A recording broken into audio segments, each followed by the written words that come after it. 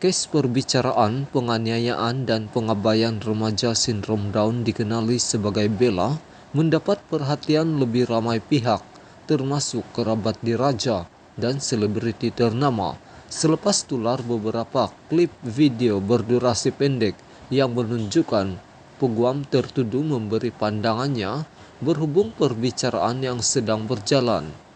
Salah seorang peguam kepada pengasas rumah bonda Siti Bainun Ahmad Razali, yaitu Hafizah Hasan, menerima kecaman ramai pihak selepas tampil menyatakan masih terlalu awal untuk masyarakat membuat sebarang andaian dan spekulasi terhadap anak guamnya, memandangkan tidak semua rakyat Malaysia menyaksikan sendiri proses perbicaraan yang berlangsung di mahkamah.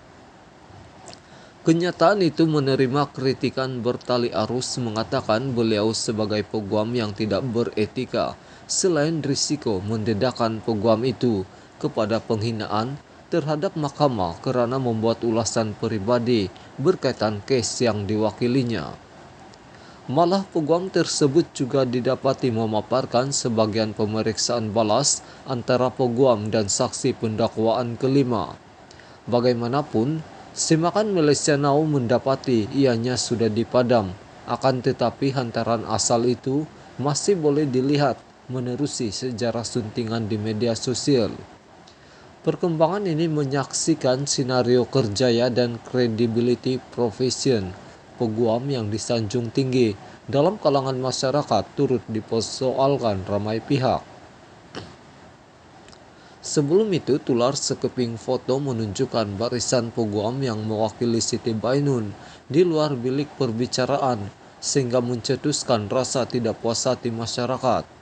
Ini susulan reaksi gembira dalam kalangan peguam-peguam tersebut, disifatkan pengguna media sosial sebagai tidak berperi kemanusiaan dan tidak menghormati nasib Bella yang sedang menderita kesakitan akibat penderaan oleh tertuduh.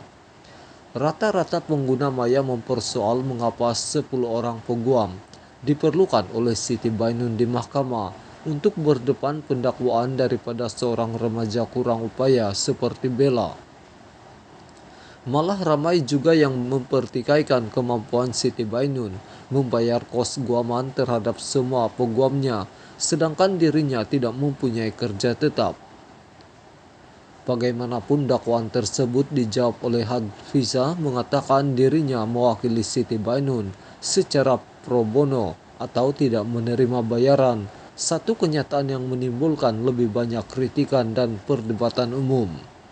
Lebih baik wakili adik Bella yang tidak ada ibu ayah berbanding orang yang disebut saksi, suka mendera dan panas baran, tulis pengguna dengan nama Bintu Salmi di ruangan komen Facebook Hafizah Hasan. Ada juga yang menyelar tindakan Hafizah yang mewakili tertuduh supaya tidak mencampuri perbincangan umum dan bertindak profesional seperti peguam-peguam lain yang pernah mengendalikan kes-kes perbicaraan ternama dan berprofil tinggi. Namun bagi Hafizah, menyatakan tindakannya mewakili tertuduh adalah wajar kerana dia lebih mempercayai cerita bukti, dokumen dan kronologi yang disampaikan oleh tertuduh. Kenyataan itu menimbulkan rasa kurang senang dalam kalangan pengamal undang-undang yang merasakan peguam tidak boleh terlalu mengambil pusing kata-kata masyarakat terhadap kes yang sedang dibicarakan. Beberapa individu yang memperkenalkan diri sebagai peguam mula membuat hantaran pandangan masing-masing terhadap kenyataan Hafizah yang dianggap menyinggung perasaan mereka sebagai peguam. Antara yang ditegur adalah peguam tidak boleh memakai pakaian rasmi kerjaya itu, yaitu jubah hitam, semasa membuat hantaran di media sosial seperti TikTok.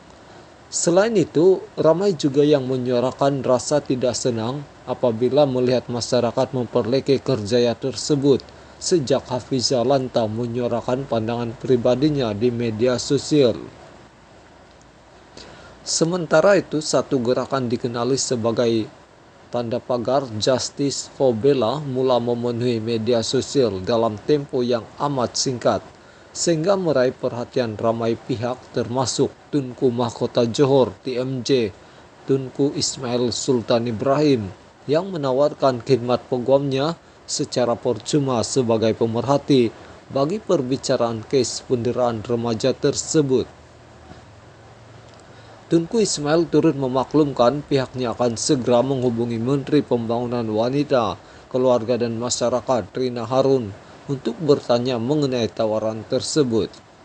Nasib malang yang menimpa Bella turut diberi perhatian dan simpati oleh istri TMJ, Puan Besar Khalida Bustamam, yang menyuarakan kekesalan dan kekecewaannya terhadap nasib remaja itu.